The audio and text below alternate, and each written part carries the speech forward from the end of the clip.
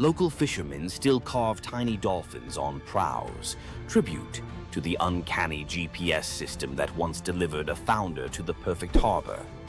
Aphrodite and winged son Eros picnicked amid spring anemones, boasting who could gather the loveliest bouquet. With wings, Eros predictably stuffed his basket first. Enter Peristera, a mortal handmaid collecting herbs nearby. Seeing Aphrodite's crestfallen smile, she wordlessly tipped her own armful of blooms into the goddess's basket. Eros protested, "Rules breach." Aphrodite just laughed, victory fragrant in her arms. Jealousy and Cupid's arrows share barbs. Eros flicked one tiny dart and poof, Peristera shrank into downy white feathers. Aphrodite scooped up the bewildered bird, whispering apologies and protection. Peristera, now a dove, gained a new language of coos and cloud-high freedom. The goddess decreed doves sacred henceforth, harbingers of peace and liaisons for lovers. From Cyprus to Corinth, newlyweds release white doves, so their first horizon carries Peristera's gift. Help your friends win, and you may end up airborne, emblematic, and forever cherished by a goddess who remembers favors. Cretan teenager Epimenides entered a cave seeking a stray lamb. Cool air lulled him into a nap on soft moss. When he stepped back into sunlight, the lamb was a weather-bleached skull, and his town looked upgraded. He'd slept 57 years. Word of the time traveler raced to Athens, then reeling under plague and factional strife. They summoned Epimenides. He prescribed symbolic spring water baths for citizens and a cleansing of unjust murder cases, the world's first state-sanctioned amnesty. He also ringed the city with incense-burning altars to the unknown god, appeasing whichever deity felt snubbed. Within a year, the plague receded, civic tempers cooled. Grateful Athenians offered gold. Epimenides accepted only vines for his Cretan temple, proof that sleep had taught him value over price. Legends credit him with tweaking the Greek lunar calendar and penning riddling prophecies. Even today, Cretan shepherds warn drowsy companions, "Nap too long in a sacred cave, you'll wake up a consultant." Aristaeus, son of Apollo and huntress Cyrene, loved tinkering. Olives here, cheese there. When shepherds complained of wild honey going rancid, Aristaeus studied bees like living alchemy. Nymph tutors taught smoke calming and linen veils. Soon, Aristaeus produced honey rumored to heal fevers. Even Olympians craved his combs. One blistering summer, disease wiped out his hives. Desperate, he consulted shape-shifting Proteus, who advised a strange remedy. Sacrifice 4 bulls and leave their carcasses sealed. From decay rose new swarms, robust and disease-proof, the mythical origin of begonia, or bee birth.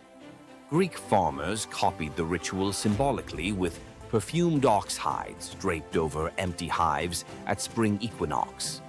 Aristaeus planted thyme to flavor future honey, invented the first clay smoker, and dedicated his success to the seasonal Etesian winds, ensuring cool breezes helped the bees cap wax perfectly. Modern beekeepers in Greece still call a sudden helpful wind Aristaeus's breath. Zeus and Hermes, disguised as dusty travelers, canvassed a Phrygian village for lodging. Gold door mansions slammed shut. Only an aged, poor couple, Baucis and Philemon, welcomed them into a mud brick hut. They served cabbage soup, pork scraps, and local wine. Mid-pour, Baucis noticed the jug stayed full. Eyes widened. Guests revealed divine light. The couple's first instinct? Ask the gods to spare their nasty neighbors if possible. Mercy before schadenfreude, classy. The village morphed into a marsh. The hut blossomed into marble columns. Zeus offered any reward. They chose to be temple keepers and to die together. Years later, as breath slowed, bark crept over their skin. Philemon an oak, bossis a linden, branches intertwined over the temple forecourt. Travelers claim the twin trunks still rustle blessings on strangers who share food with drifters. Local children leave tiny cups of soup under the roots, because kindness apparently scales from hut to eternity tree. From marble votes that rewrite destiny to bees reborn in golden sunlight, tonight's legends hum one chord. Generosity, of spirit, of risk, of welcome, catches the gods' attention faster than any heroic flex. Drop a comment naming the myth that lit you up and tell us how you'd translate its core gift into today's life. Food bank pop-ups, urban beehives, pop-up nappies. Best idea gets animated into next episode's intro, your username in ancient Greek graffiti. If tonight rekindled your sense that the universe sometimes rewards the generous, like the video, subscribe for more secret corridors of myth and tap the bell so the algorithm's dolphin swims our next story straight to you. Until then, keep a white pebble in your pocket, a spare bouquet for a stranger, and an ear attuned to wind that maybe, just maybe, started in a very old apiary. Imagine having a wish so powerful that everything you touch turns to gold. Sounds like a dream, right? But for King Midas, this dream turned into a nightmare. Let's dive into his tragic story. Once upon a time, King Midas ruled over a prosperous kingdom known for his wealth and opulence. But Midas wasn't just content with riches. He wanted more. He wished for the ability to turn anything he touched into gold. One day, the god Dionysus appeared before him and, impressed by Midas's devotion, granted him the wish. At first, Midas was overjoyed. Everything he touched, his food, his treasures, his furniture, transformed into gold. His wealth grew beyond imagination, and his joy knew no bounds. But soon, Midas realized the curse of his wish. He touched a rose, gold. He touched his food, gold. Desperate for a meal, he tried to drink water, gold. In horror, Midas realized that even his daughter, whom he loved dearly, turned into a lifeless golden statue when he touched her. Furious with the consequences of his greed, Midas begged Dionysus for mercy. The god, seeing the king's suffering, told him to wash in the river Pactolus. And in that moment, Midas's golden touch was taken away. The river's waters, now imbued with Midas's curse, carried gold downstream, forever tainting the land. King Midas's story is a reminder that greed often blinds us to the consequences of our desires. His once prized gift became his greatest curse, teaching us that not all treasures are worth the price. If King Midas's tale of power and greed left you thinking, make sure to subscribe for more epic Greek myths and their timeless lessons. Stay tuned for more stories of fate, love, and the gods' wrath. Heroes, monsters, tragedies, you know the drill. Tonight we flip the script. Some little-known tales where wit, nerve, or kindness earn outright miracles. Glass number 1 holds a bronze serpent coiled around a sprig of green, and a boy who literally came back sweeter than honey. Knossos in Midsummer smells of rosemary, sea salt, and beeswax. While the court argued harvest taxes, young Glaucus chased a bright blue lizard past the kitchens, through a corridor stacked with amphorae of fermenting honey, and, because small boys fit where gods do not, straight down a ladder into the palace cellars. Down there, the air was syrup thick. Glaucus peered into a half-open jar, hoping to see the lizard's tail. One wobble, a slip, a splash. The honey swallowed his cry, sealed itself like amber, and the cellar went still except for the slow fizz of wild yeast. When the nurse discovered an empty playroom, Minos promised royal exiles, or worse, to anyone who failed to find his heir. Search parties raked the island. An oracle finally muttered, "He is where sweetness turns to gold, and the color-changing calf is the compass." Everyone stared blankly, except one messenger who remembered a traveling seer rumored to solve riddles the way bards solve rhyme schemes. Polyidus arrived soaked in salt spray and sarcasm. Minos thrust him in front of the palace's miracle calf, white at dawn, tawny by noon, black at dusk. The king demanded an explanation, and his son before sundown. The seer stroked his beard, watched the calf cycle its living palette, and smiled. The answer is not the hide, but the eyes, he mused. At dawn, the calf watched the white sun. At noon, bronze. At dusk, onyx night. It mirrored what it beheld. So must the prince. He is hidden where color vanishes, Polyidus concluded, and descended alone into the wine-dark storerooms. Lantern raised, he located the honey amphora, whose surface held no reflections, only silence. He cracked the seal, found Glaucus suspended in golden stillness, lips blue, limbs floating like reeds in amber. When guards hauled boy and jar to the throne room, Minos's relief curdled into fury. Resurrect him, he ordered, or you will keep him company. The seer and the honey coffin were locked inside a stone vault. The bar grinded shut. Torches flickered out. The only light came from honey's inner glow. Polyidus knelt, mind racing through every charm he knew. None could reverse 2 hours without breath. A soft hiss cut the darkness. A serpent, scales gold as harvest wheat, slipped under the door. Polyidus, fearing venom, crushed it with a wine jug. Silence returned, briefly. A second serpent slid beside its fallen mate, circled the bottom, vanished into a crack, and re-emerged, clutching a sprig of leaves that glimmered in emerald fire. Pressed the herb to the dead serpent's mouth. In a shiver of sinew, the creature revived. The pair slithered away, leaving the leaf behind like a lesson. Polyidus's pulse hammered. He ground the glowing plant between stone shards, smeared the paste across Glaucus's cold lips, and half praying to gods who seldom pick up, waited. A heartbeat. 2. Then the boy coughed, honey and air and the shriek of returning life. He sat up wide-eyed, asking if lunch was ready. The vault erupted in shouts. Guards dragged them to Minos, whose relief eclipsed his threats. Teach the child your art, the king commanded, and you may leave Crete with both eyes intact.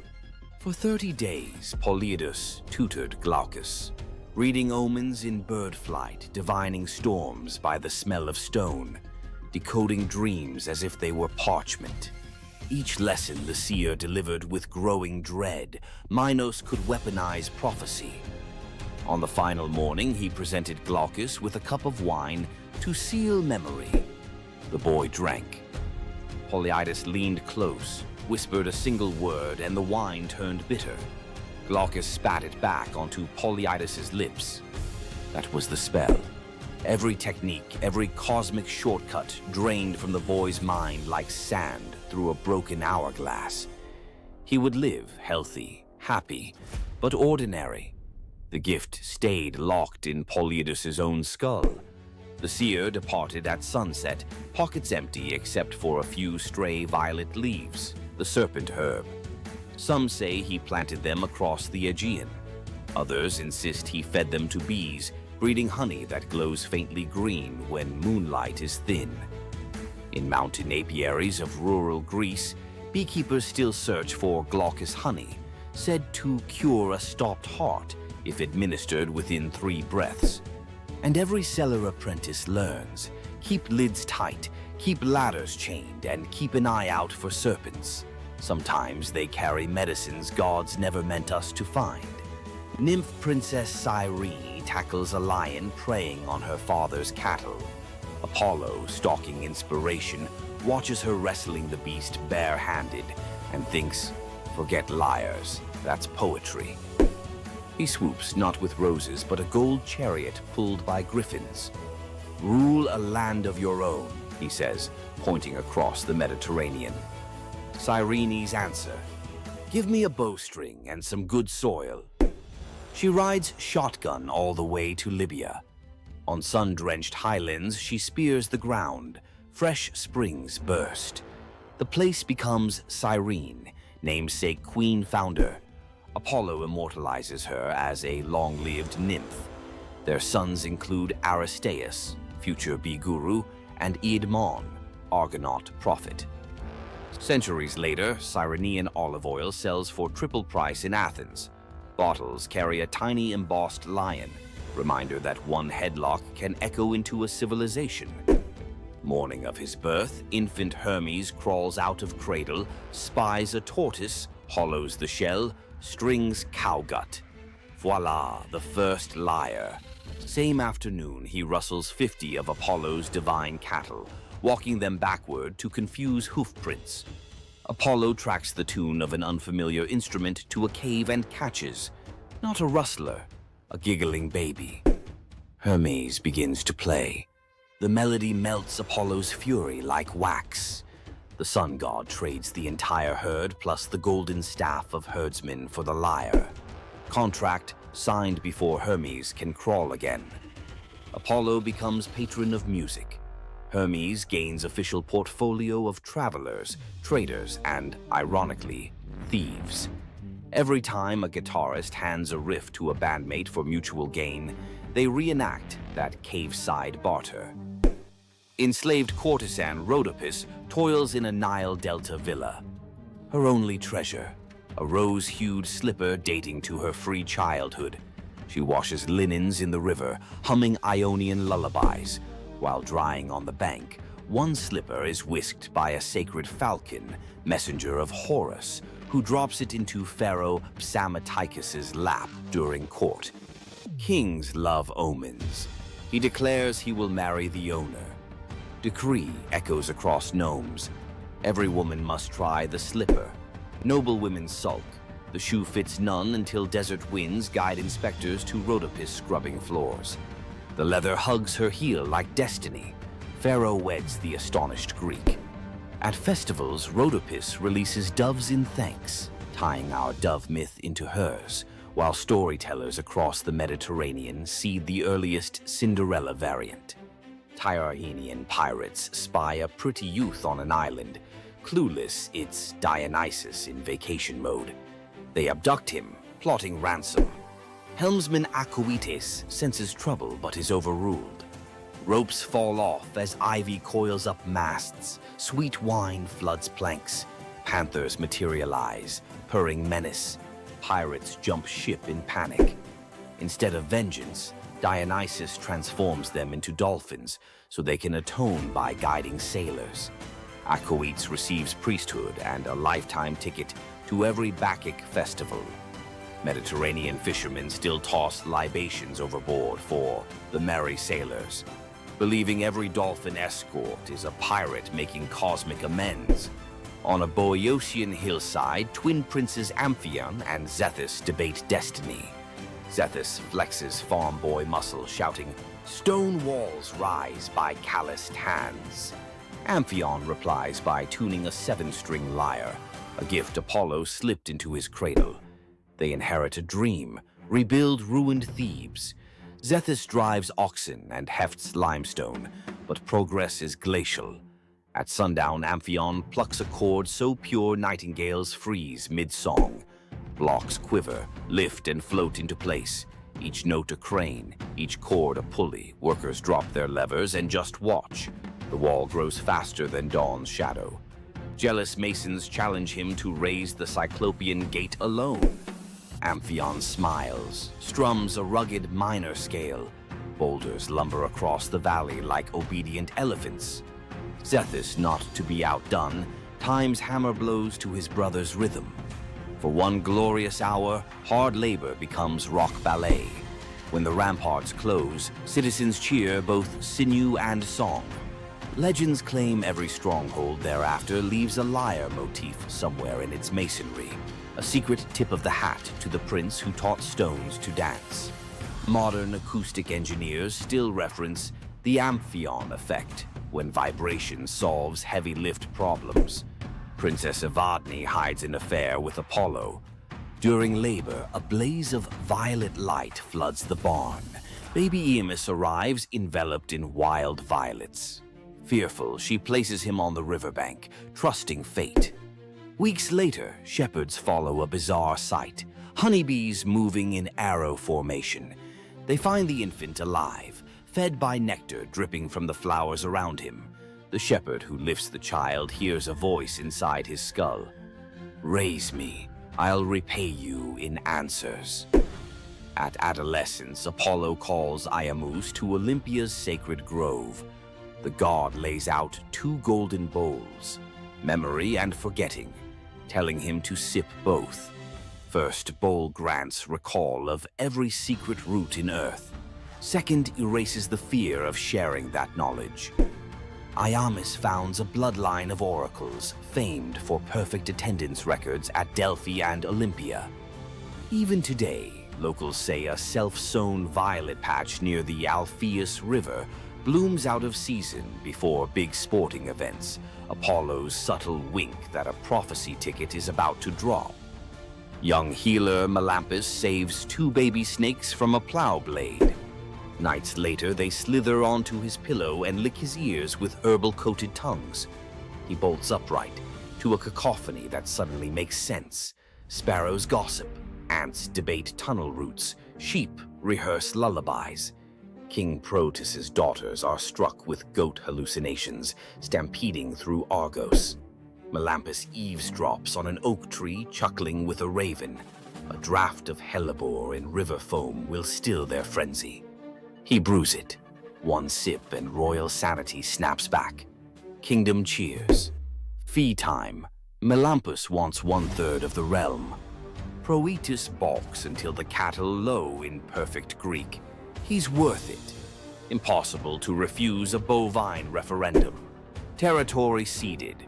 For generations, Argive herders prop a wooden ear in new barns, a reminder that real leadership might start with understanding what even a beetle has to say.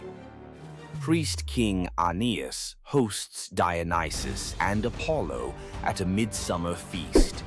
In gratitude, the gods bless his 3 daughters, Oeno, Spermo, Elais, with hand gestures that turn objects into wine, grain, and oil. Years later, the Achaean armada, en route to Troy anchors at Delos, supplies dangerously low. Aeneas offers help. The daughters flick wrists, and the beach is suddenly a farmer's market. Agamemnon plots to kidnap the miracle caterers for a 10-year war buffet. Dionysus intervenes. With a grape leaf touch, he turns the sisters into doves. Free to fly anywhere, grain, oil, and wine are prayers waiting to be answered. Delian festivals still release 3 white doves at dawn over picnic blankets. Fishermen swear the birds guide them to shoals fat with fish. Proof generosity multiplies even after airborne retirement. If you felt the buzz of bees and the rattle in the dark, hit like, subscribe for more long-form myth dives, and ring the bell so the next chapter arrives before the honey seals shut. You've heard of a goddess whose beauty was unmatched. But what if I told you that her beauty wasn't what it seemed? In fact, her allure led to some of the darkest consequences in ancient myth. This goddess, adored by many, held the power to captivate anyone with a mere glance. She was so beautiful that her charm could sway the gods, kings, and mortals alike. But this beauty came with a deadly price. The goddess we're talking about is none other than Aphrodite, the Greek goddess of love and beauty. While she is often depicted as the epitome of grace, sensuality, and allure, her beauty was more of a curse than a gift. Aphrodite's powers extended beyond just physical beauty. Her charm was irresistible, but it came at a cost. Her very presence could bring turmoil. Many heroes and kings fell victim to their obsession with her. Take Paris, for instance. His decision to choose Aphrodite as the fairest of the goddesses set in motion the events that led to the Trojan War. His desire for her beauty caused the death of thousands and the fall of Troy. But Aphrodite's beauty didn't just destroy men. It could break gods, too. The tale of her and Ares, the god of war, exemplifies this. While Aphrodite was married to Hephaestus, the god of blacksmiths, her passionate affair with Ares led to chaos among the gods.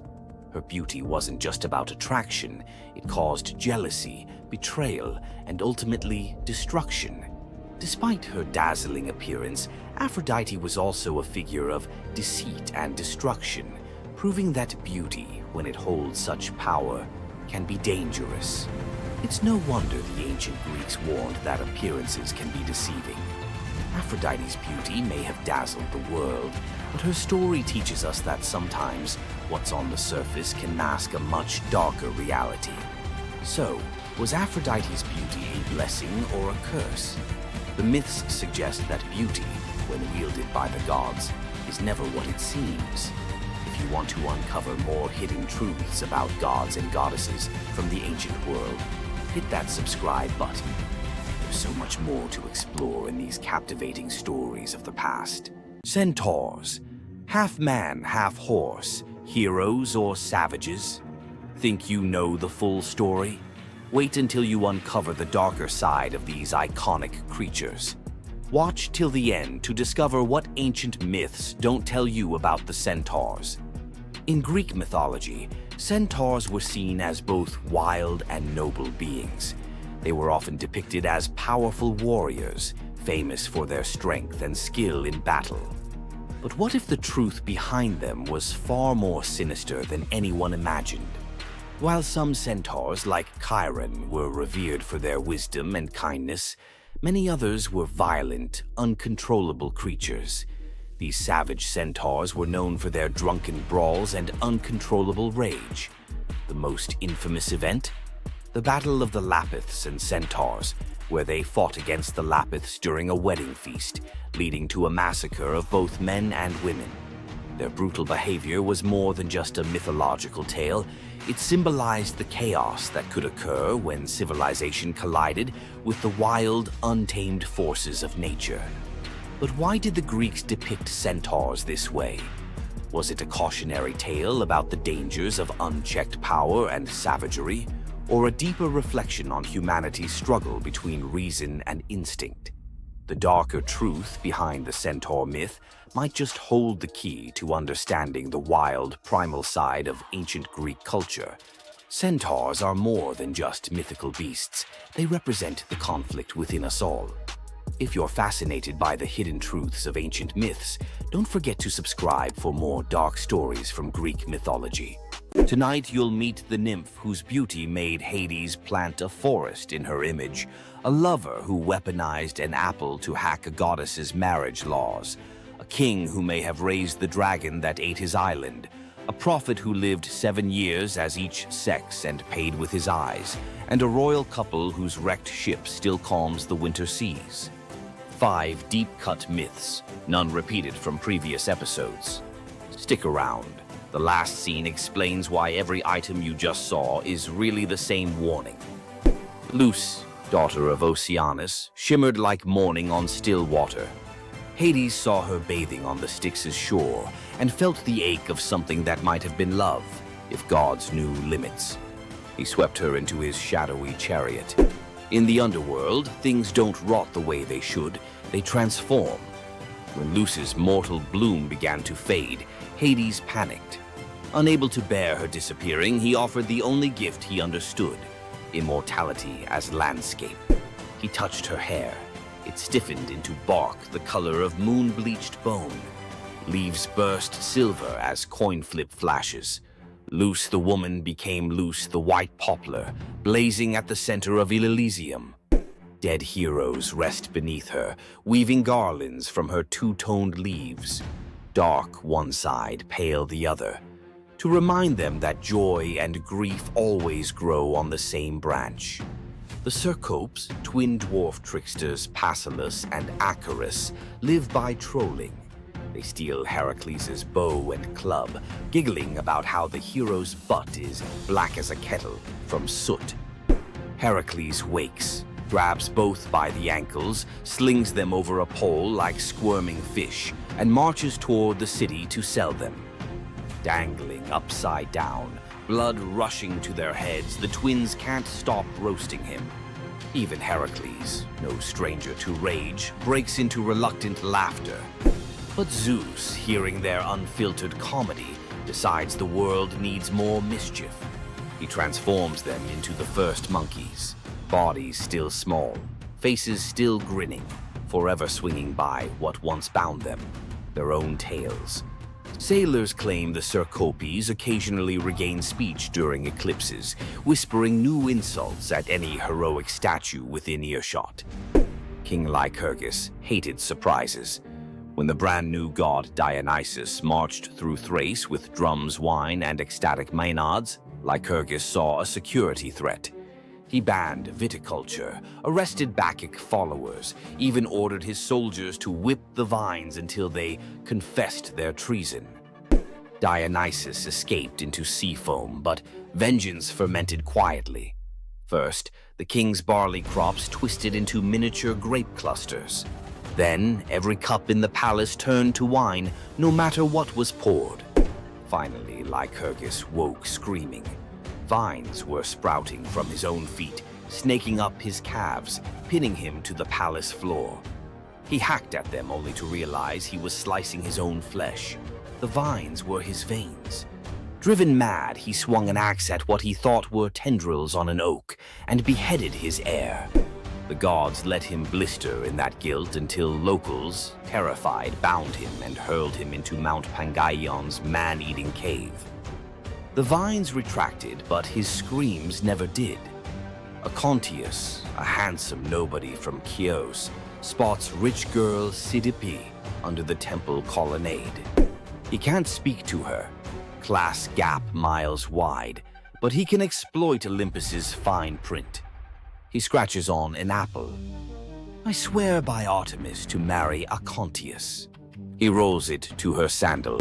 She idly picks it up and reads the words aloud, which in Artemis's precinct equals a binding oath. Cydippe leaves confused, but every time her father arranges a proper fiancé, she collapses with fever, so savage priests fear plague. The oracle digs through the divine TOS and finds the hitch. She's already sworn. When Cydippe finally weds Acontius, the fevers vanish.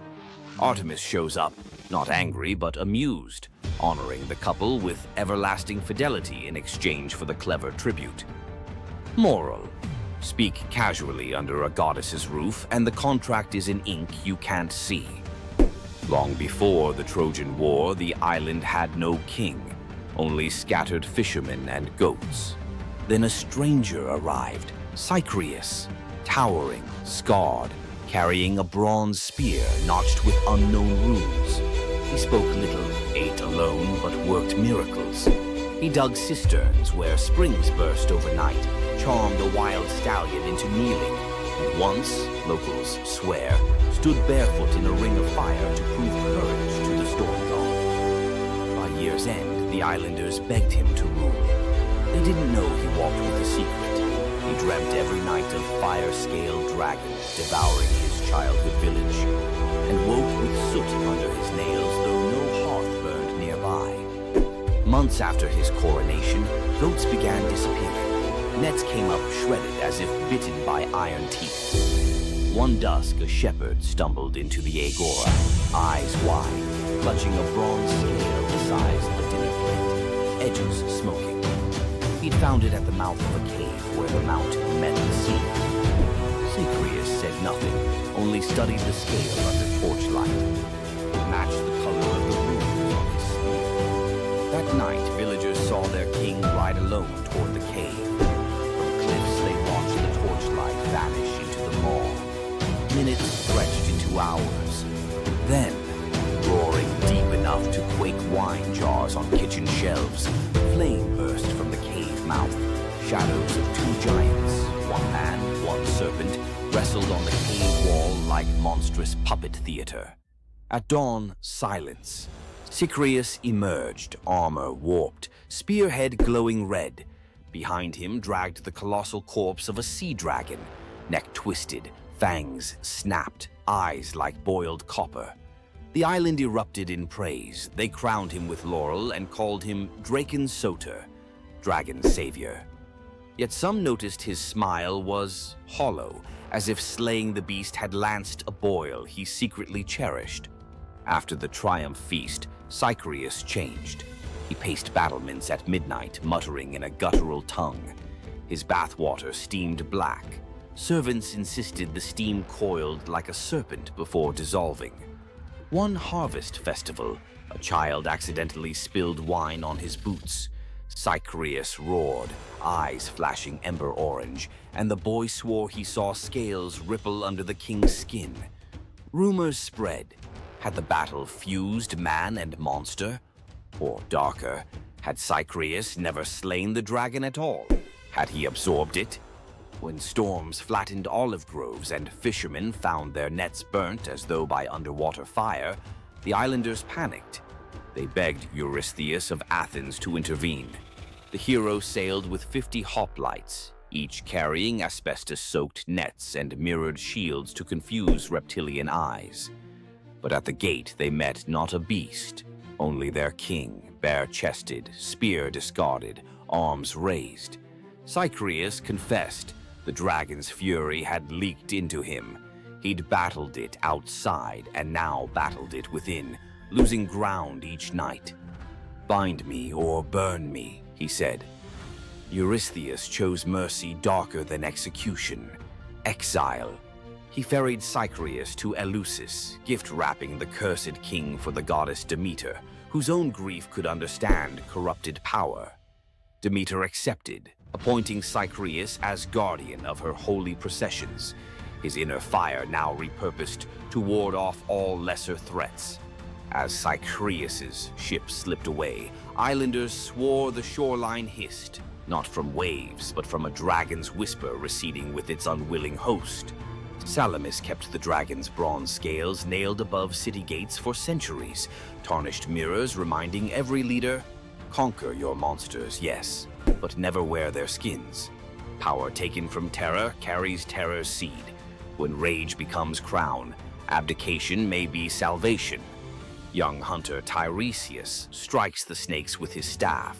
Hera curses him into a woman for 7 years. He marries, bears children, learns the loom songs of grief men never hear. 7 winters later, he meets the serpents again, carefully steps over them, spell breaks. He's male once more. Later, Zeus and Hera bicker. Who enjoys love more, man or woman? They drag Tiresias in as data point. He sides with Zeus. Women feel 9 times the pleasure. Hera, furious, blinds him. Zeus, guilt-struck, gifts prophecy and a lifespan of 7 generations. Thus, the greatest seer of Thebes walks the tightrope of fate without eyesight, yet clearer vision than any living soul. It's said he chuckled on his deathbed. "Blind, I've seen 2 worlds, inside and out." King Ceyx sails to consult an oracle. Wife Alcyone prays he waits for calmer weather. He doesn't. Zeus, annoyed that Ceyx invoked him too often in casual oaths, hurls a thunderstorm that swallows the ship. Ceyx's spirit, soaked and shivering, begs Iris to carry a goodbye. Sleep god Morpheus impersonates Ceyx's drowned corpse in Alcyone's dream. She wakes screaming, runs to the surf. There's the real body, ghost pale in foam. In raw despair, she leaps after him. The gods, pierced by this double plunge, morph the lovers midair into halcyon birds, kingfishers with royal blue backs. To let their floating nest survive, Zeus stills the winter seas for 14 days every January. Sailors call it the Halcyon Days, when storms bank their rage and even grief takes a coffee break. Which transformation slapped hardest? Tree, oath, dragon, gender shift, or bird? Hit the comments. Smash like. If you'll think twice before reading random fruit out loud, subscribe for next week's plunge into the 3 mortals who blackmailed the fates. And ring that bell. Unlike Zeus's thunder, it won't roast you for imposter syndrome. See you in the halcyon calm. Hey, myth explorers. Ready to wander off the beaten mythological path? You know Zeus's thunderbolts and Hercules' labors. Fine. But what about the day the bees turned their backs on their god? Or the huntress whose sons were cursed to become flesh-hungry bears? Or a girl so clever Athena loved her, then hated her enough to shrink her to an ant? And finally, an apple that quite literally broke a young man's heart. Keep watching. Each tale swerves from wonder to horror to bittersweet awe, and the last lines of every story connect like hidden threads. Miss even 30 seconds, and you'll lose the clue that ties them all together. When Zeus married Hera, Hermes carried gold-edged invites to every being, mortal, divine, animal. Chelone, a river nymph, accepted with a careless nod, but when the day came, she sniffed at the sky, poked the embers in her hearth, and sighed, "My little house is warmer than Olympus." Hours later, the wedding procession rolled past in thundercloud pomp. Hermes spotted Chelone's empty chair. Rage ignited in his silver sandals. He swooped down, seized the entire cottage, roof, pillars, walls, Chelone still clutching a teacup inside. One spell later, cottage and nymph fused into a single creature, shell on the back, head poked out, doomed to crawl forever carrying the home she wouldn't abandon. The first tortoise. Locals swear that on spring evenings, if you kneel by a brook and whisper, "Leaving soon?" any tortoise nearby will retreat into its shell, tiny echo of a goddess-scorned recluse. Long before "Save the Bees" was a slogan, there was Aristaeus, demigod shepherd, inventor of cheese, olive oil, and above all, beekeeping. People swore the hum of his hives kept sickness out of the valley.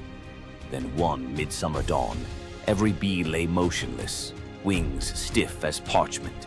The air that once thrummed with life sat dead and silent. The villagers called it the funeral of the bees. Desperate, Aristaeus trekked through reeds to consult Proteus, the shape-shifting sea prophet. Proteus, half seal, half seer, spat seawater and hissed, "The nymphs of the meadows curse you for the part you played in Eurydice's death. Mourn in their tongue, blood, smoke, and remembrance. The penance? 4 pure bulls and 4 unblemished heifers sacrificed at a spring, their carcasses left to rot beneath the sun. An act so revolting only the gods could read its poetry." Aristaeus obeyed, mouth clamped against nausea. On the third sunrise, he returned. From one bull's ribcage poured a golden cloud, brand new bees born from death itself, swirling like incense into the sky. The message was brutal but clear. Regeneration demands sacrifice.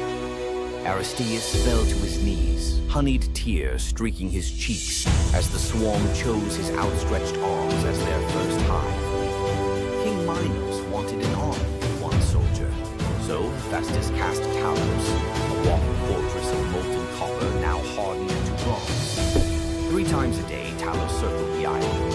Invaders saw a man-sized sunrise sprinting the shoreline, hurling stones the size of oxen. Yet, the godsmith built Talos with a single flaw, a plug at his ankle, sealing a vein that pulsed ichor, divine lifeblood. Cue Jason and the Argonauts, desperate to dock. The witch Medea stepped forward, eyes glinting like mercury. "Mighty Talos, you are metal, but do you feel pain?" She sang of mortality, of rust, of endless duty with no rest. The bronze giant, half mind, half mechanism, knelt suddenly aware. A breeze teased the nail loose. One crimson gold jet spurted. Talos staggered, knees carving trenches in sand, and crashed, an empty shell echoing like a temple bell. Crete was silent but for the hiss of ichor boiling away. Local fishermen still claim some sunsets tint the sea bronze, Talos's lifeblood swirling just beneath the waves, hunting for its lost shell. Coronis of Thessaly loved Apollo, or thought she did, until a mortal soldier caught her eye. While Apollo healed plague in Delphi, Coronis entertained her new lover in secret. Only the raven, Apollo's avian spy, saw everything. The bird wrestled with the knowledge. If it spoke, a human would die. If it stayed silent, a god would suffer humiliation. Instinct 1, loyalty to the sun. It flew for 3 days, trailing white feathers through storm clouds, and crashed onto Apollo's lap to report the betrayal. Apollo's rage was surgical. One golden arrow, one heartbeat, Coronis felled. But as her blood soaked the sheets, guilt hit harder than plague, because Coronis carried his unborn son, Asclepius. Apollo yanked the child from the dying womb, gave him to the centaur Chiron, and spun on the trembling raven. You wanted me to see darkness. Now wear it. Flames the color of a lunar eclipse licked across white plumage, charring every feather jet black. The raven screeched, not from pain, but from shame immortalized. From then on, ravens lost the ability to speak in clear words. All that's left is the croak that sounds like a secret you can't quite make out. King Salmoneus looked at Olympus and saw a marketing opportunity. He forged iron wheels that struck bronze streets, sparking hellish fire. He hung bronze kettles along rope bridges, and when his servants tugged the ropes, they roared like thunder across the sky. During festivals, he hurled lit torches from his chariot, shouting, "Tremble, mortals! I am Zeus!" Crowds, half fearful, half entertained, showered him with offerings. Thunder for hire became the hottest ticket north of Delphi, but word climbed the air like smoke, reached the real Zeus, who waited for the perfect dramatic sting. On Salmonia's grandest fate, dark clouds gathered, but the sky remained eerily quiet. Salmoneus rode out, ready to drop his counterfeit thunder. Zeus answered with the genuine article, a single bolt that vaporized the rope bridges, melted the bronze road into a river of screaming metal, and hurled Salmoneus, chariot, horses, ego, into Tartarus. There, chained to a rotating rock, he hears only one sound. Authentic thunder he can never claim. Locals swear the ruins of Salmonia still ring on electric nights. Metallic echoes of Zeus performing an audit on false advertising. Polyphonte, one-time devotee of Artemis, vowed to remain chaste, but Aphrodite, never fond of holdouts, infected her with lust for a passing bear. Yes, a bear. Polyphonte vanished into the woods and returned months later with twin boys, Agrius and Aureus, towering, coarse-haired, with appetites that chilled the blood. They laughed at altars, hunted travelers, and roasted human limbs over campfires. Zeus finally snapped. He ordered Hermes to punish the whole family in whatever way preserves terror for future ages. Hermes, unwilling to butcher newborns, enlisted Ares, who gleefully bound the twins upside down and hacked off hands and feet. But before the blade fell again, the gods changed their minds, opting for metamorphosis over gore. Polyphonte became the Strix, a death omen owl whose shriek freezes armies. Aureus twisted into a towering eagle owl, herald of war. Agrius sank into the body of a vulture, forever gnawing carrion. And the family's hillside cave? Locals swear it still reeks of smoke and sweet meat. Farmers mark its mouth with iron nails. Iron, they say, silences bare-born ghosts. Next time an owl howls before battle, remember Polyphonte's cursed lullaby, a mother's love curdled into dread for every soldier who hears it. Athena once chose an Attic girl named Myrmex as her personal protege. The goddess introduced a dream project, the world's first plow. Myrmex watched, learned, then, intoxicated by the crowd's applause, whispered that she had invented the tool. Athena's gray eyes darkened. Soon after, a jealous wind shoved Myrmex while she harvested wheat. She staggered, dropped an armful of sheaves, and heard laughter, a cruel echo of her own boast. Athena emerged, face sorrowful. "You craved the harvest without the humility." She tapped the girl's forehead. Instantly, Myrmex shrank, limbs splitting, waist pinching. An ant scuttled where a maiden had stood, destined to steal crumbs of grain for eternity, mimicking the theft of Athena's credit. Centuries later, Zeus needed loyal subjects for his son Aeacus in barren Aegina. He saw the ant swarm and, in a grim joke, transformed them into soldiers. The Myrmidons, silent, disciplined, famous under Achilles at Troy. The bravest army in myth owes its origin to a single boastful sentence. Medusa grew up alongside the breathtaking Adonis under the roof of King Cinyras. Where Adonis was radiant, Medusa was steady, god, confidant, brother in all but blood. When a boar gored Adonis in Aphrodite's sacred grove, every flower dimmed, and Medusa felt his chest collapse inward. Days later, they brought Adonis's body home. Melas strung a rope from a pomegranate tree and hanged himself, grief carving deeper than any tusk. His wife Pelea followed.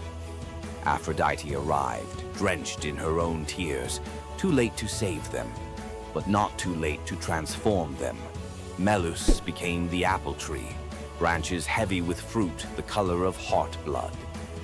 Pelea became the dove, eternal companion to Aphrodite, cooing in the apple's boughs. Their infant son, also named Medusa, was spared and ordered to Delos to teach islanders the craft of shearing sheep. Ever since, Greeks call flocks mela in his honor. Legend says when an apple falls perfectly into a lover's open palm, Melos is granting a fragment of his devotion, a reminder that love can be both sweet and lethal. Every crunch echoes a heartbreak older than history. Careful who you offer an apple to. Aphrodite might just be listening. Which boundary breaker freaked you out most? Drop your vote below. Smash like if you'll think twice before faking thunder. Subscribe for Forgotten Monsters next week, and ring the bell. Unlike Melinoe, notifications haunt only by day. See you in the echoes. Imagine a woman so terrifying that a single glance from her could turn anyone into stone. Medusa, a name that echoes through history as a monster, a villain, and a symbol of pure horror. But what if everything you thought you knew about her was wrong? Medusa wasn't always a monster.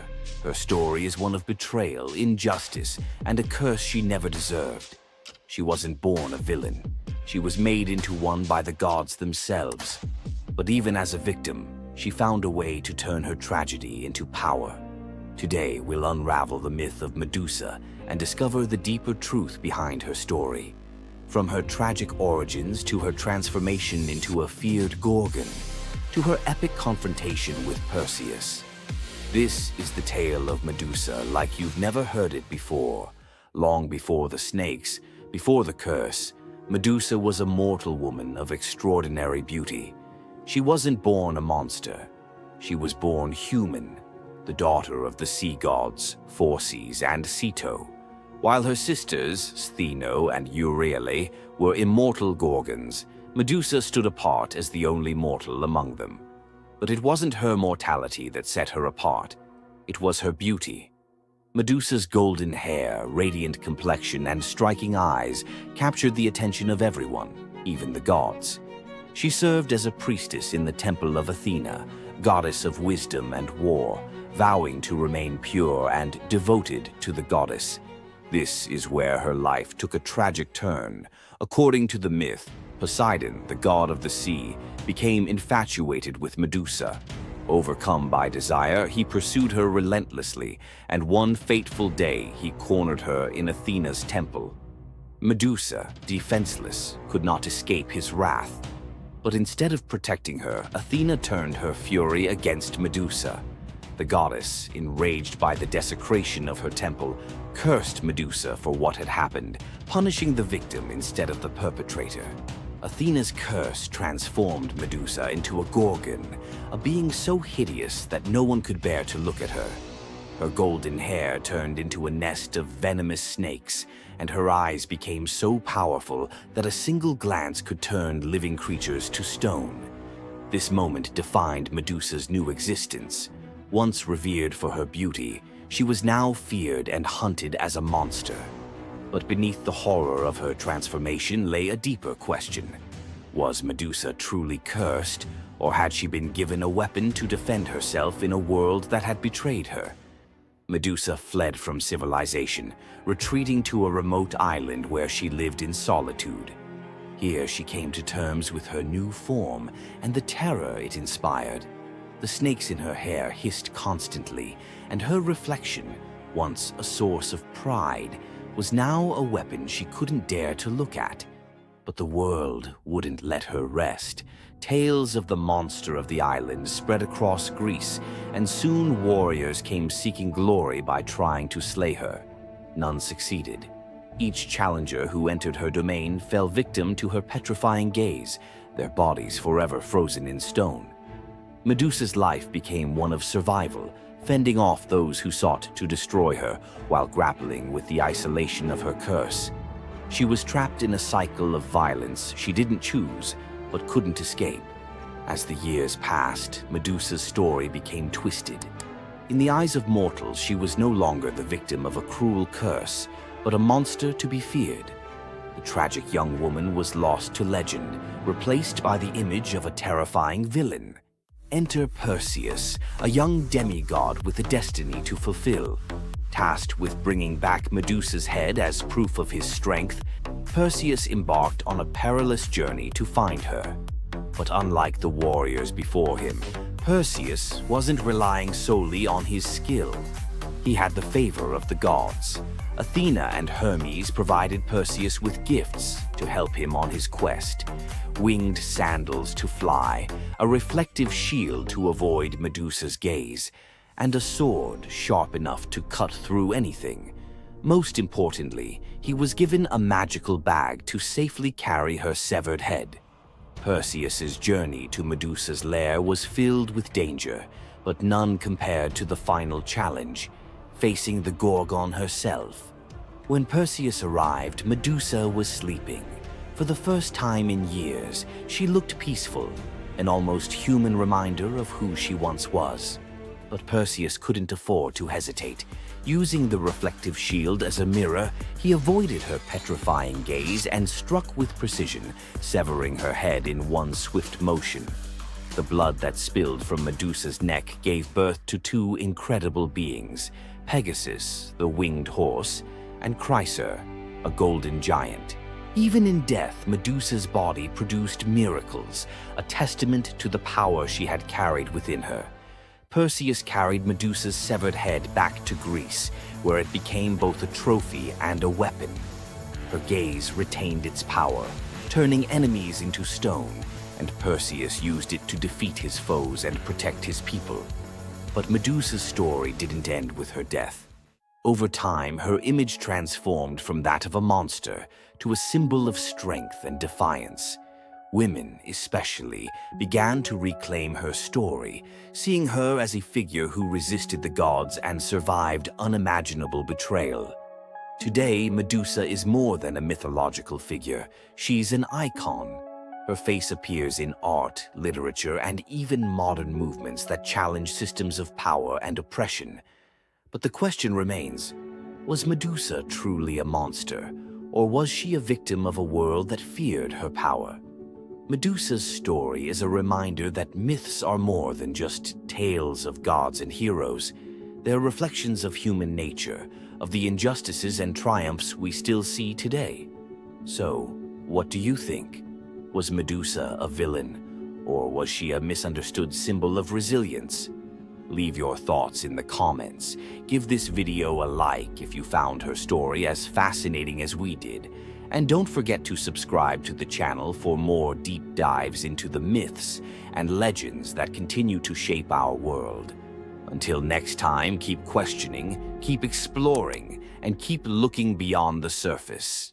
Ever wondered what it would be like to walk through the ancient world and encounter mythical creatures from Greek mythology? Get ready to meet the beasts that shaped legends. In Greek mythology, creatures were more than just beasts. They were symbols of the forces of nature, God's will, and humanity's struggle with the unknown. From the terrifying Minotaur lurking in the labyrinth to the mesmerizing sirens luring sailors to their doom, these creatures were as captivating as they were dangerous. The mighty Hydra, with its multiple heads that regrew each time they were cut off, was a symbol of unstoppable power. The Cerberus, the three-headed dog guarding the gates of the underworld, represented the barrier between life and death.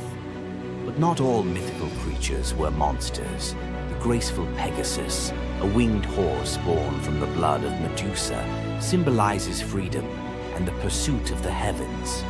These creatures still live on in our stories, haunting the shadows of ancient Greece and whispering through the winds of time. Which Greek mythological creature fascinates you the most? Share your thoughts and don't forget to subscribe for more legendary tales from Greek mythology. You thought fairy tales were magical. Think again. The real origins of these classic tales are disturbing, gruesome, and filled with horror. Many of these stories have been sanitized for modern audiences, but their original versions were filled with betrayal, curses, and brutal consequences.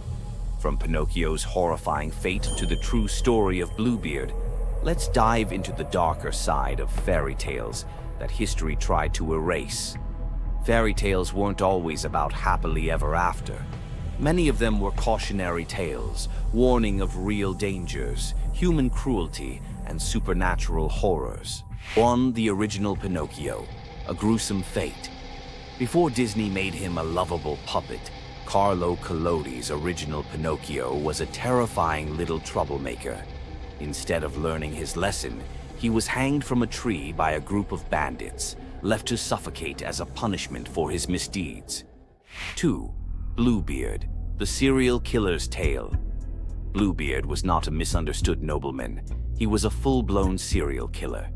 In Charles Perrault's version, Bluebeard marries multiple women and forbids them from entering one locked room.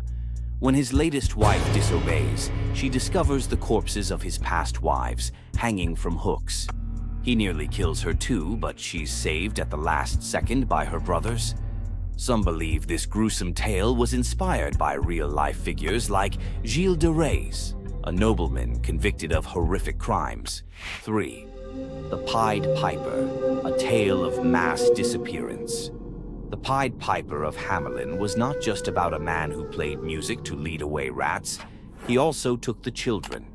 In some versions, the town refuses to pay him for his services, so he takes revenge by luring all of their children into a cave, where they are never seen again.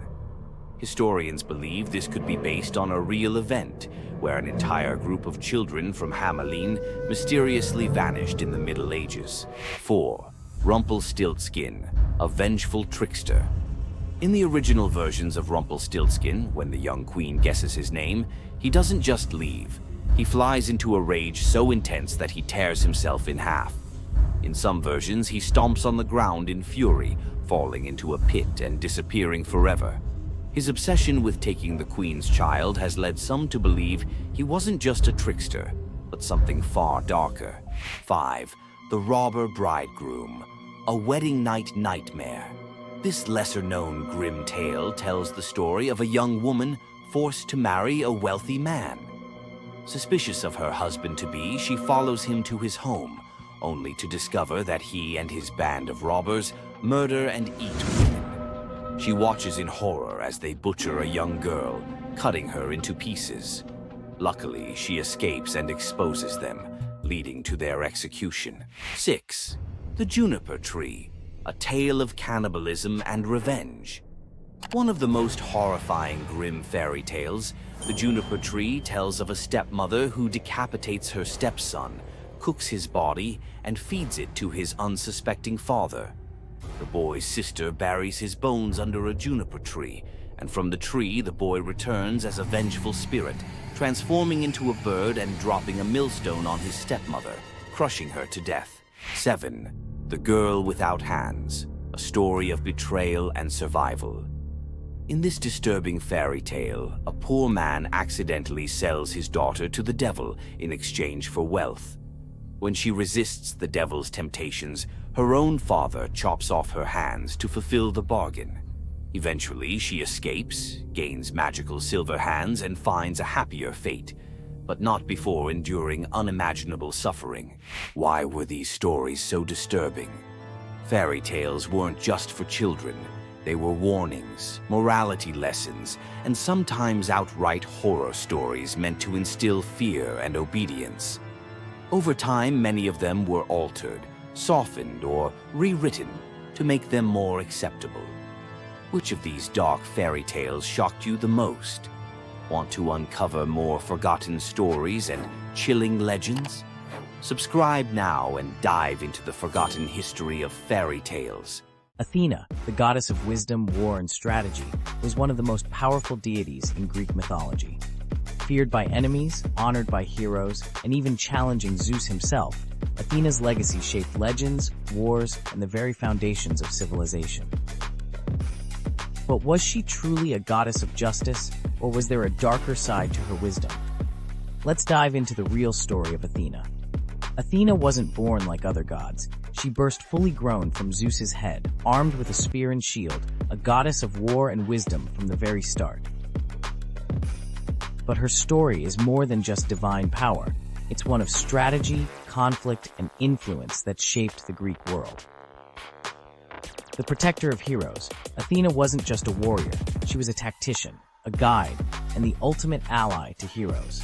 She helped Odysseus outwit the gods, gave Perseus the shield to defeat Medusa, and was the unseen force behind many Greek victories. The battle for Athens, Athena and Poseidon competed for control of the greatest city in Greece. Poseidon offered a mighty ocean, but Athena gave the olive tree, a symbol of wisdom and prosperity. The people chose her gift, and Athens was named in her honor. The merciless judge? Athena may have been wise, but was she just? When Medusa was assaulted in her temple, Athena didn't punish Poseidon, she punished Medusa, turning her into a monster. Later, she created the first court of law, showing her power wasn't just in battle, it was in justice, law, and politics. Wisdom and war, always balanced. Unlike Ares, the god of chaos and bloodshed, Athena's warfare was tactical, calculated, and precise. She was the goddess of the battlefield, but also the goddess of philosophy, craftsmanship, and knowledge, a balance between violence and intelligence. Her lasting legacy, Athena's symbols, the owl, the shield, and the olive tree, still represent wisdom, strategy, and peace today. The Parthenon, her great temple, still stands, and her influence can be seen in modern philosophy, war strategy, and even democracy itself. Athena wasn't just a goddess of wisdom.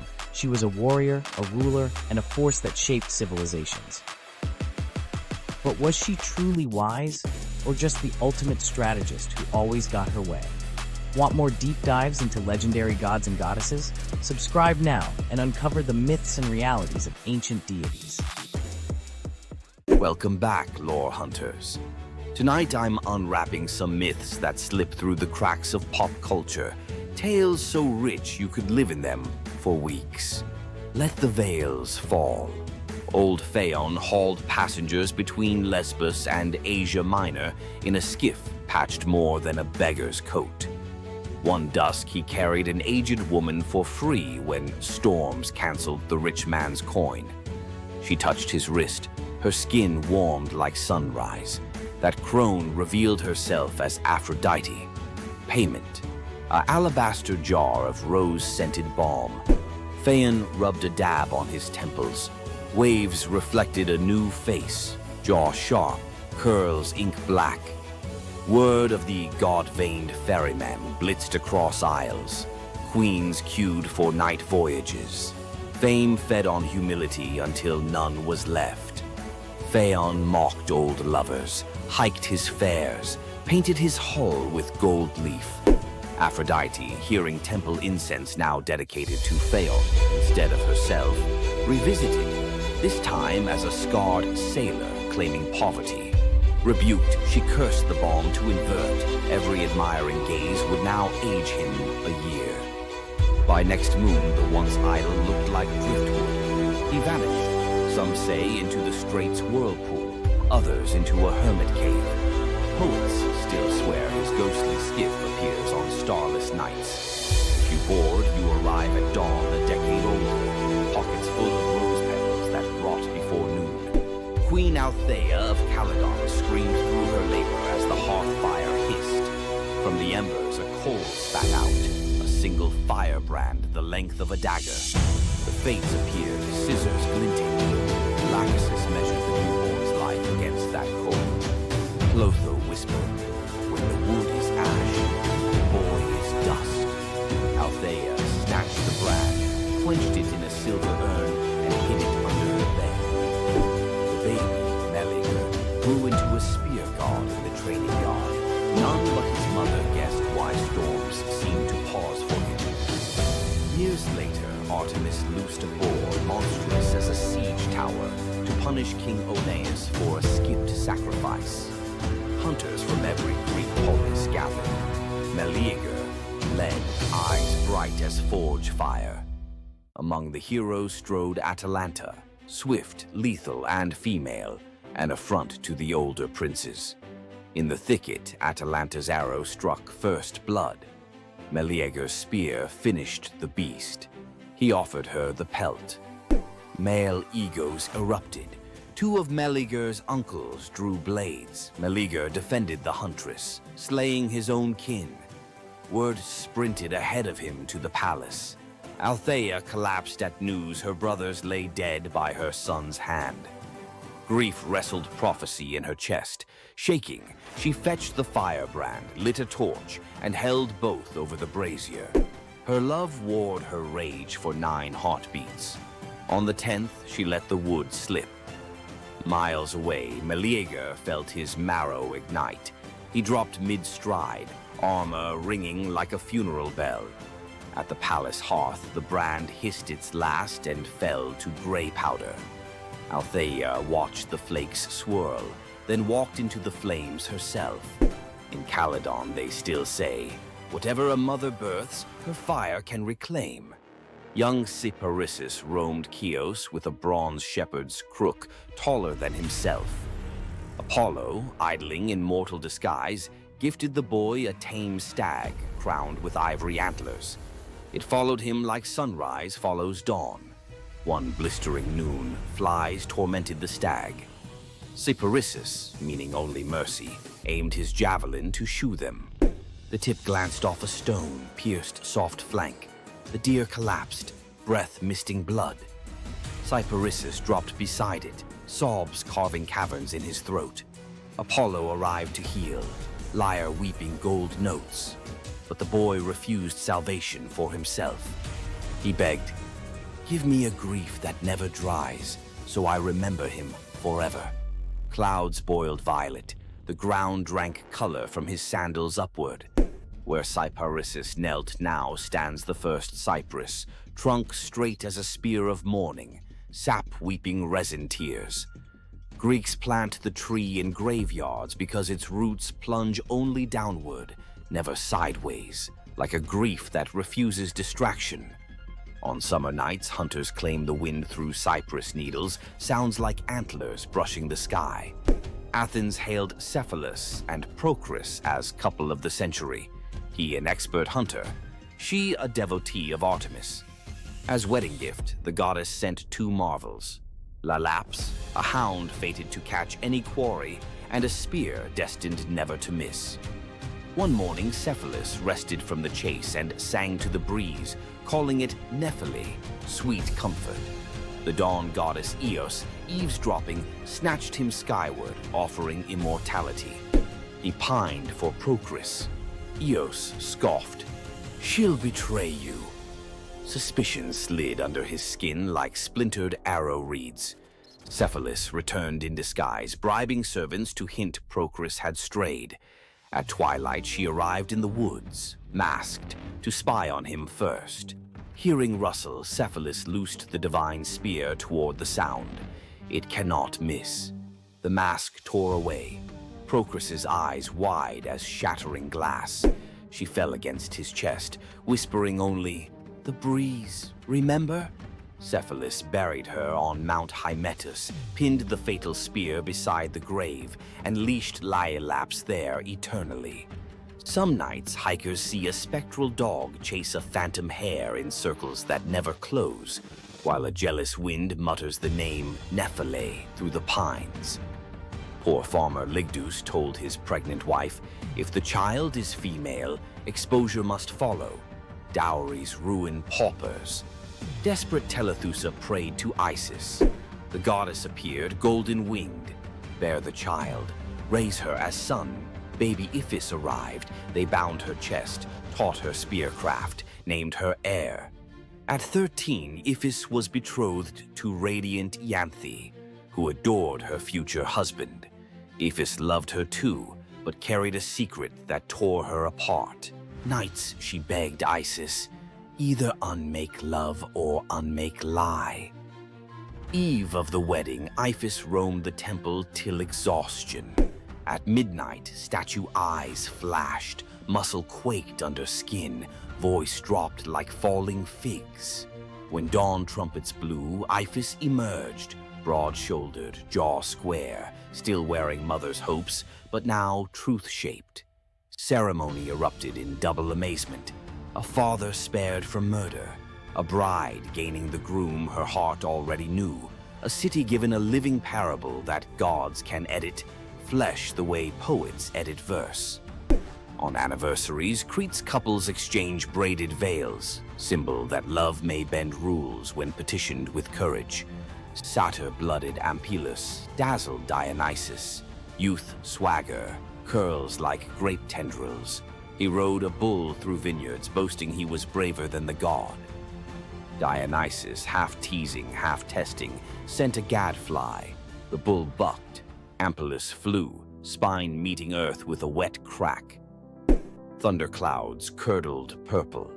Grief-stricken, the god plucked the corpse's heartbeat, planted it. From ribs sprouted twisting vines, from fingers curling shoots. First grapes. He fermented their juice with tears, naming the wine Ampelosios, the taste of regret. Every toast pours a little myth, sweetness chased by sting. Drink deep and you repeat the boy's brag, but this time, hopefully, know when to dismount.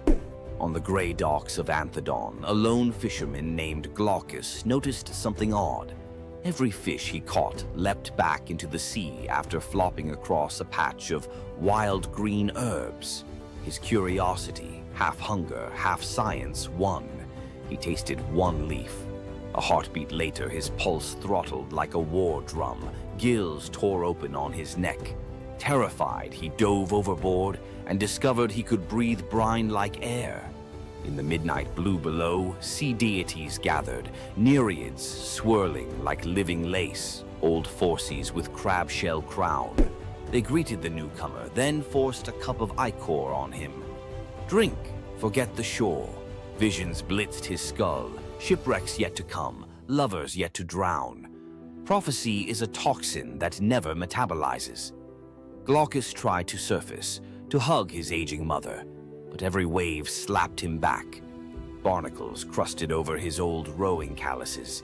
He practiced his new craft instead, whispering tides to sailors, trading secrets for offerings of bronze and bread that sank unreachable. Legend says if you stare into rough surf and hear your own name, it's Glaucus warning you to turn home. Ignore him, and you join his choir. Another voice lost to the deep. In Attica ruled Periphas, so just that subjects built temples to him, not Zeus. Offerings piled higher than to Olympus. Flattery sharpens divine talons. Thunderhead over the palace. As lightning coiled to strike, Apollo intervened. Spare the righteous, punish the praise. Zeus relented. halfway. Before the court's eyes, Periphas's flesh rippled into plumage, arms broadened into storm-breaker wings. His queen begged accompaniment, became an osprey. Throne room glittered with abandoned gold. Zeus decreed the new eagle his personal herald. Immortal, hungry for serpents of hubris. Every lightning flash, tradition holds Periphas scouts ahead, making sure no mortal altars bear the wrong name again. Arcadian huntress Callisto pledged lifelong virginity to Artemis. Oaths echo loudest in forest silence. Zeus, disguised as Artemis, tricked Callisto when her secret pregnancy showed. The real goddess burned with double fury, betrayed and impersonated. Artemis transformed the girl into a shaggy bear. Callisto's newborn, Arcus, left human. Years later, on a hunt, Arcus drew bow at the lunging bear, unaware it was his mother. Zeus intervened, flinging both into the sky as Ursa Major and Ursa Minor. They circle Polaris forever, never touching, an eternal near miss engraved in stars. Notice how each story spins one spindle. Desire collides with destiny, and form shatters. Greek myth isn't merely about gods showing off, it's about limits, and the instant you cross them, reality melts and recools into shapes that remember the crime. Which of tonight's transformations branded you hardest? Firebrand, spear, cypress, rose curse, or braided veil? Write its name in the comments, but add one line. If this myth were my life lesson, I'd finish the sentence. Best confession gets read on next episode. Immortal as any Greek hero. Slap that like if you felt the heat of Meleager's log or the sea spray of Phaon's oars. Subscribe and ring the bell so the algorithm threads your name into our next tapestry. Remember, stories are sparks. Hold them too lightly and they fade. Grip them too hard and they burn. Find your balance. See you in the weave. Imagine being one of the greatest hunters in the world, known for your unmatched speed and skill. But despite all your abilities, your destiny is determined by a simple golden apple. Let me tell you the tragic tale of Atalanta, the huntress who couldn't escape her fate. Atalanta was abandoned at birth by her father, Zeus, who didn't want a daughter. Left to die in the wilderness, she was raised by a she-bear, learning to hunt and survive. As she grew, Atalanta became a legendary warrior, her skills in hunting unmatched. But no matter how great she became, she could never escape one thing, her prophecy. A prophecy foretold that Atalanta would only marry a man who could outrun her in a race. As the years went by, many suitors came, eager to win her hand. But Atalanta, fiercely independent, defeated them all. Her speed was unbeatable, and no man could match her skill. Then came Meleager, a brave hero who had heard of Atalanta's strength and beauty. Unlike the others, he didn't boast about his abilities. Instead, he came prepared with a plan. Meleager, knowing Atalanta's curse, asked the goddess Aphrodite for help. She granted him 3 golden apples, which he used to distract Atalanta during their race. As Atalanta raced ahead, confident of her victory, Meleager tossed the apples one by one in her path. The golden apples were so beautiful, they distracted Atalanta just enough to slow her down. In the end, Meleager won the race, and Atalanta was forced to marry him, despite her reluctance to give up her independence. But the story doesn't end in happiness. Atalanta and Meleager's marriage was plagued with regret. Atalanta, still driven by her need for freedom, felt trapped by the very love she couldn't escape. And in the end, Meleager, whose destiny was also marked by the gods, tragically died before she could ever truly be free. Atalanta's story is a tale of love, fate, and the clash between personal destiny and desire. Despite her unmatched strength and independence, her fate was sealed by love, and her story remains a tragic reminder of how even the most powerful can be brought down by what they cannot control. If Atalanta's bittersweet story of fate and love left you in awe, subscribe for more untold Greek myths and the heroes who shaped the ancient world. Loki's punishment was brutal. Bound deep within a cavern, his body lashed to 3 jagged rocks with the entrails of his own son. Above him, a serpent hung poised, venom dripping relentlessly onto his exposed skin. This scene, drawn from the poetic Edda and the prose Edda, became a symbol of both divine vengeance and suffering that echoed through Norse legend. But the gods never counted on one presence: Sigyn, Loki's faithful wife. Her hands trembled as she knelt beside him, catching each drop of poison before it could sear his flesh. Her quiet devotion became a fragile shield against the god's wrath. Why did she choose loyalty over escape? The answer reveals a truth about love that endures even when the world itself seems lost to darkness. Yet before the cavern, before the venom and the silence, there was a betrayal that shook the heart of Asgard. Baldur was the light of Asgard, cherished by gods and mortals alike. His laughter filled the halls, a warmth that even the golden apples of Idun could not rival. When ominous dreams began to trouble him, his mother Frigg, desperate to protect her son, secured oaths from every creature and object in existence never to harm him. All, that is, except the mistletoe, too slight, too innocent to warrant suspicion. Loki saw opportunity in what others dismissed. He fashioned a dart from that fragile branch and sought out Hoder, Baldur's blind brother. "Here," Loki murmured, placing the weapon in Hoder's uncertain grasp, "let me guide your hand." The dart struck its mark. In an instant, Baldur's light was snuffed out, his presence gone from the world. The gods stood in stunned silence, their joy shattered. Loki lingered in the shadows, the faintest smile on his lips, before slipping away unseen. The prose Edda tells us the pyre burned for 9 nights. Baldur's wife, Nanna, overcome with grief, cast herself onto the flames, her spirit entwined with his. The gods heaped treasures upon the funeral bier, Odin's ring Draupnir, Baldur's own ship Hringhorni, to honor him, but no offering could fill the void left behind.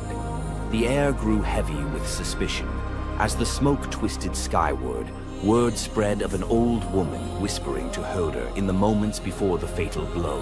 When Thor forced the truth from a trembling servant, silence fell like a shroud.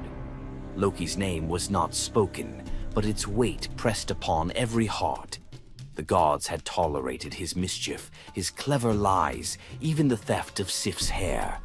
But this was different. The poetic Edda names him plainly: Loki, the guileful who brought it about, from which all misfortune came. Odin convened the gods to pass judgment.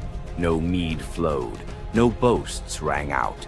The All-Father's single eye burned cold as he named Loki Oathbreaker and Kinslayer. Weapons gleamed in restless hands. Even gentle Friar's fingers tightened around his sword. Loki understood the god's fury. He fled Asgard, his mind racing with schemes. As told in the prose Edda, he built a lodge in the mountains, doors on every side, always watching for his pursuers. Still, he could not outrun their vengeance. Odin's gaze found him, even in hiding. When the gods arrived, Loki tried to slip away, transforming into a salmon to evade capture in the river's swift current. But Thor's grip proved stronger than fate. Dragged back through the gates he once helped raise, Loki passed faces twisted with anger and betrayal. The gods' judgment was swift. The path ahead led not to mercy, but to a place where pain and silence waited in the damp and the dark. They forced Loki into the heart of the earth, a cavern where the air pressed cold and heavy, and every sound echoed off stone walls, slick with damp. Water dripped steadily from above, each drop magnifying the hush that settled over the gods as they set to their grim task. The stench of venom lingered, sharp and persistent, mingling with the iron tang of old blood. Odin's single eye caught the flicker of Skadi's movement.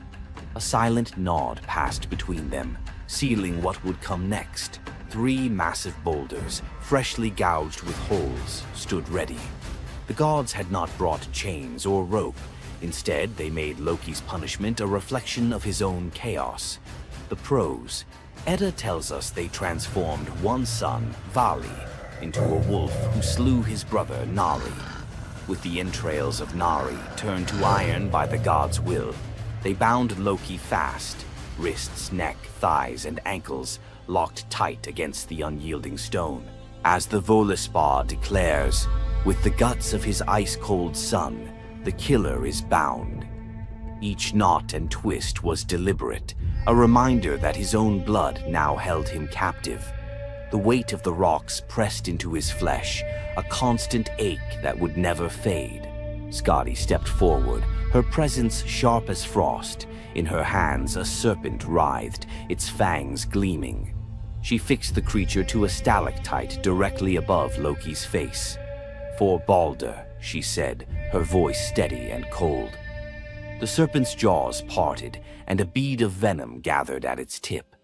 It hung for a moment, then fell. Loki's scream reverberated through the cavern, his body arching in agony as the venom burned into his skin. The pain was relentless, searing into bone, and the world above felt its echoes, earthquakes shaking Midgard, rivers shifting, the roots of Yggdrasil quivering. The gods watched in silence, their faces unreadable. Justice, they believed, had been served. As the serpent's venom continued its slow assault, the rhythm of torment became all-consuming. The next drop formed, poised to fall. Then a figure emerged at the edge of the chamber, a woman, silent, a wooden bowl cradled in her hands. Sigin's arms were blistered, her sleeves stained, but her grip was unwavering as she stepped into the circle of pain. The cavern held its breath. Sigyn knelt, her presence a quiet defiance. The venom hissed into the bowl, wood darkening with each drop. The gods turned away, their judgment complete, but the story within the cavern was only beginning. The bowl rested in Sigyn's hands, its wooden sides polished by hours of silent endurance. She knelt on the cold stone, skirts bunched beneath her, and waited for the serpent's venom to fall. The first drop struck with a hiss, a thin wisp of smoke curling up as Loki's breath caught in his throat. She kept her gaze fixed on the bowl, her resolve anchored by the rhythm of her task. Time unraveled in the cavern, marked only by the relentless cadence of the venom. Drip, catch. The liquid sizzled as it struck the wood, the heat seeping through Sigyn's calloused palms. Each shift of her grip was subtle, a quiet adjustment to keep the bowl steady as her arms ached. Above, the serpent's shadow twisted over the stone, its coils unmoving, its venom gathering in slow, deliberate drops. Loki whimpered, bracing for pain that had become his constant companion. The sound of his dread was sharper than his cries. The air hung heavy with the stench of scorched flesh and the metallic sting of poison. The darkness pressed in, broken only by the faint glimmer of Sigyn's tears as they mixed with venom in the bowl, each drop a testament to her resolve. The silence between drops was punctuated by Loki's ragged breaths and the distant echo of water dripping from the cavern walls. Sigyn's world narrowed to the weight in her arms and the threat above. The bowl filled, the venom rising perilously close to the rim. Sigyn's muscles trembled, but she did not let her grip falter. When at last the bowl brimmed, she had no choice but to turn away. In that brief moment, as she emptied the venom onto the rocks, Loki's body convulsed, his scream raw and unrestrained. The poison ate into the stone, leaving blackened scars as Sigyn hurried to wipe the bowl clean and return to her vigil. For time beyond reckoning, Sigyn remained. The myth offers no window into her thoughts, only the image of her kneeling, unwavering as Loki's mind